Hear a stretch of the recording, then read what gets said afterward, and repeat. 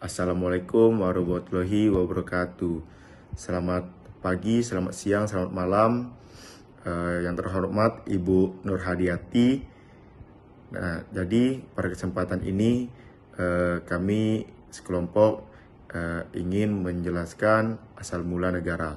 Saya Franky Gus dengan MPM 2451089 dan teman kelompok saya Meletia Jolin Yu dengan MPM 2451024, Dea Rika Tanyanping dengan MPM 2451025, Calvin dengan MPM 2451190, Ligit dengan MPM 2451120, Rangga Muhammad Putra dengan MPM 2451136, dan yang terakhir Kalian Tokang dengan MPM 2451139.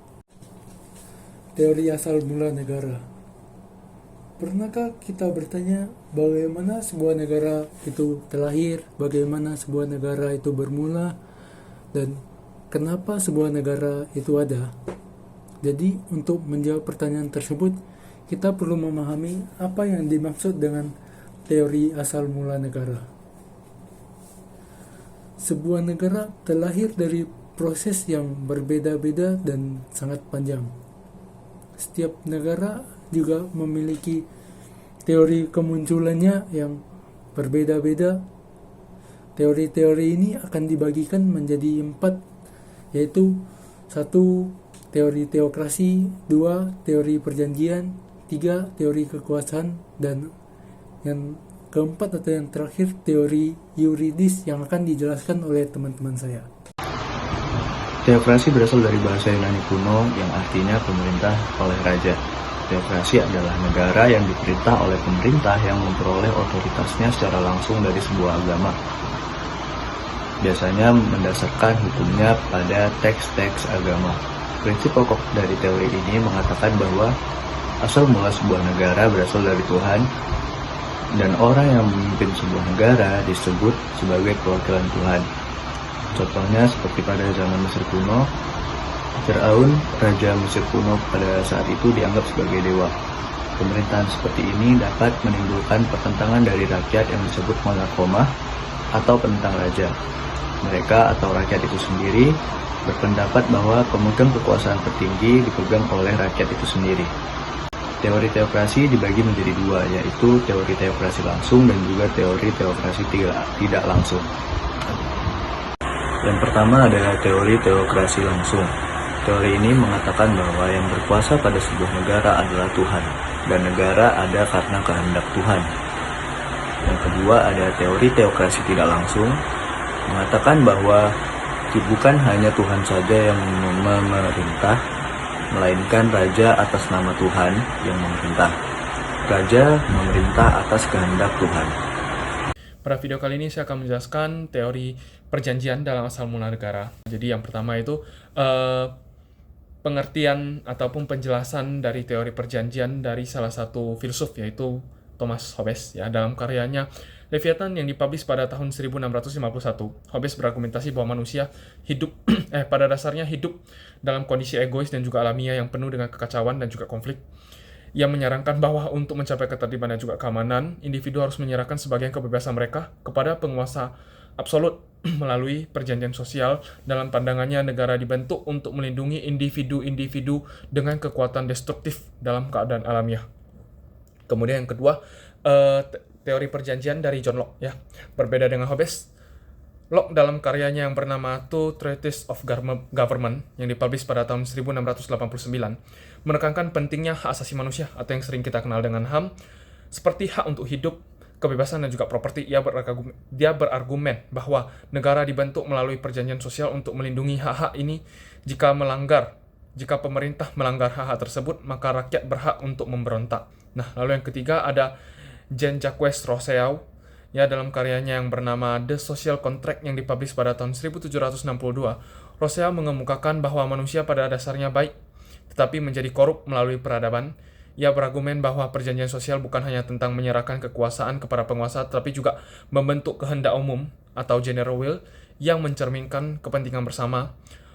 Rousseau percaya bahwa kebebasan individu harus dijaga dengan konteks komunitas. Nah, yang terakhir ada Wells. Ya, meskipun lebih dikenal sebagai seorang penulis fiksi ilmiah, Wells juga mengemukakan pandangan mengenai kemajuan masyarakat dan negara dalam konteks perjanjian sosial yang berfokus pada bagaimana perkembangan sosial dan juga politik membentuk sebuah struktur negara.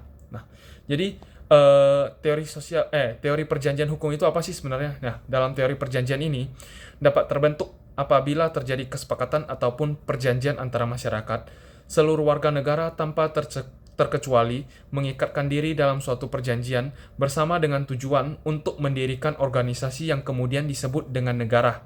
Nah, dalam kesepakatan tersebut, seluruh warga negara yang terlibat juga memiliki tujuan untuk melindungi dan menjamin keberlangsungan hidup bersama.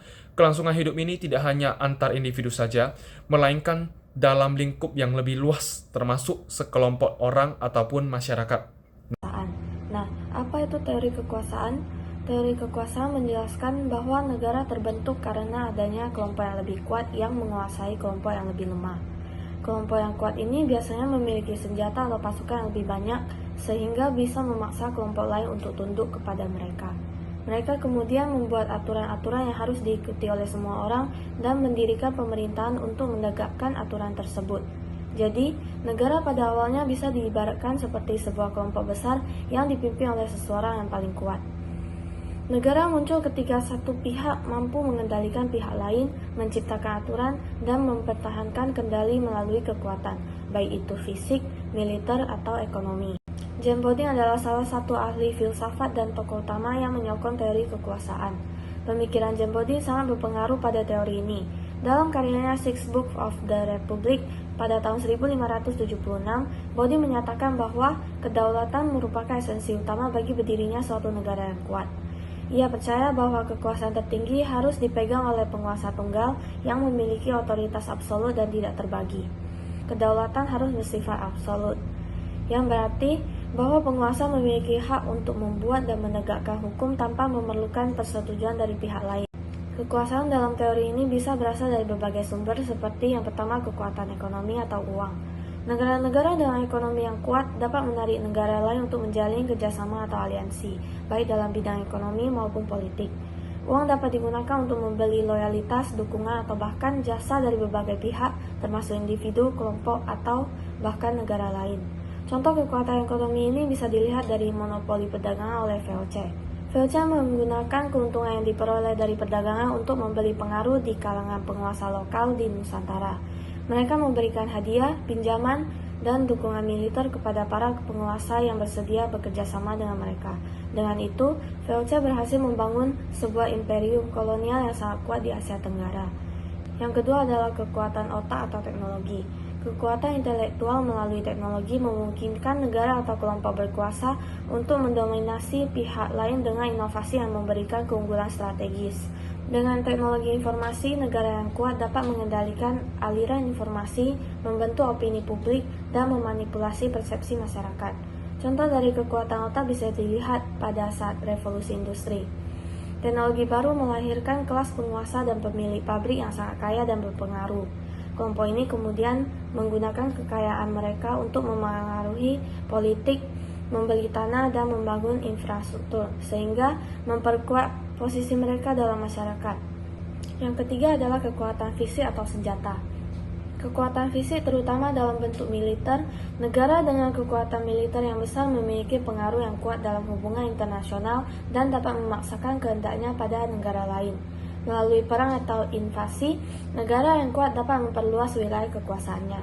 Dalam sejarah, banyak negara terbentuk karena dominasi militer mereka, yang memberi mereka kontrol atas sumber daya dan wilayah baru.